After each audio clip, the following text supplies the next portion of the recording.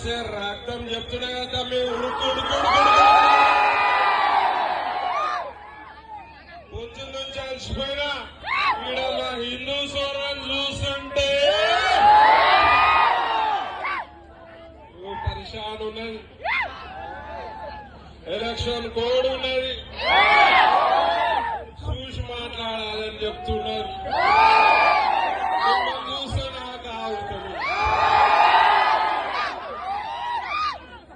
ఏనా కొడుకైనా హిందువులకి వంగాలి, హిందూయిజం పొంగాలి. ఇవాళ ఓడిపోయిన నా కొడుకులు, ఇవాళ ఓడిపోయిన నా కొడుకులు ఓడిపోకముందు పవర్ ఉన్నప్పుడు హిందువుల పైన కేసులు, గోరక్షకుల పైన కేసులు, హిందూయిజం మాట్లాడితే కేసులు, చీకోటి మీద కేసులు.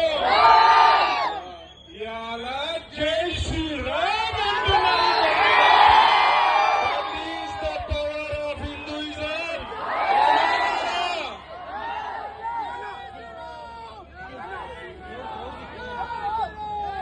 ఎవరికైనా దిక్కుయా శ్రీరామ ప్రభు బాబు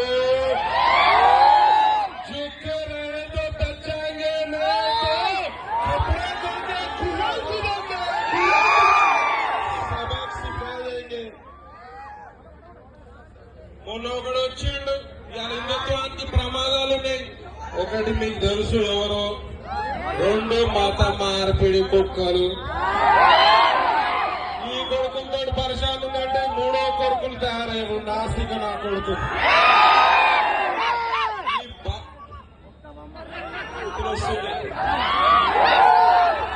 వీళ్ళంతా శిఖండి కావాలన్నమాట. నాస్తిక నా కొడుకు శిఖండి అంటే తెలుసా? ఆడా కాదు, ఇటు మోగా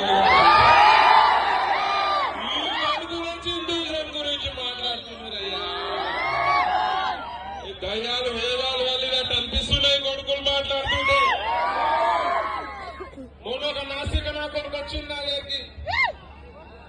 అన్నా, మీరు గోవును పూజ చేస్తున్నారు కదా, మరి గోవు జంతువే కుక్క జంతువే, గోవు కుక్కకి ఏం తేడా ఉందన్నా? మరి కుక్కను ఎందుకు పూజ చేస్తలేరు అనందు వీడు ఇట్లా అడిగిందని చెప్పి.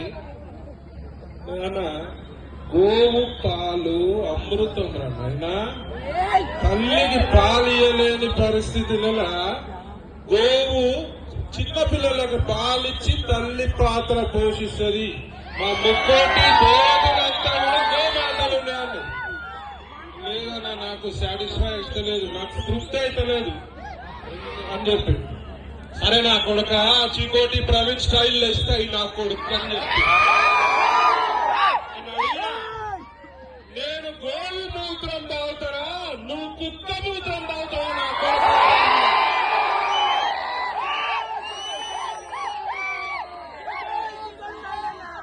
నేను గోపెండతోటి నా ఇల్లు అలుగుతా, నువ్వు కుక్క దాంతో అలుగుతావా?